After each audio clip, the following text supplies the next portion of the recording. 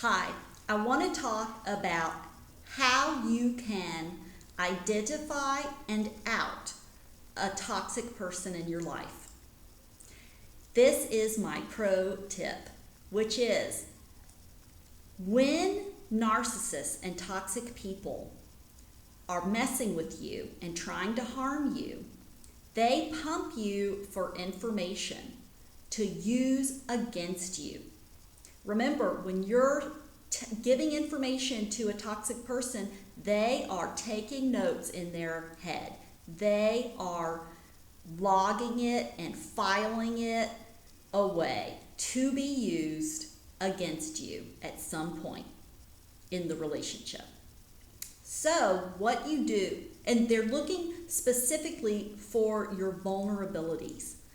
So something that you're very sensitive about, some information that is very private and you would be embarrassed or be very upset if it were to get out. So what you do is you pretend like you can't stand oranges. You make something up and you pretend like whatever it is, it's something that causes you a lot of upset and distress and causes you to have anxiety or it makes you cry. It has to be something that someone who cares about you would then want to protect you from this or comfort you. Whereas the toxic person will grab onto it and they will actively take that information and use it in a way to harm you. So let's say remember you're making something up because you're waiting to see if the next day or a month later, it could even be 6 months later, they suddenly use this information to harm you. So let's say you tell them you're allergic to oranges. What they'll do is for your birthday, they will show up with an orange cake.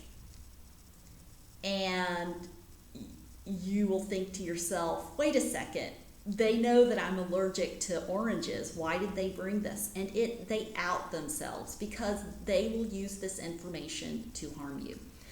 Let me think of a better example. Let's say you tell them that you're in love with Bob, but Bob doesn't like you. And whenever you see Bob out, you get really depressed.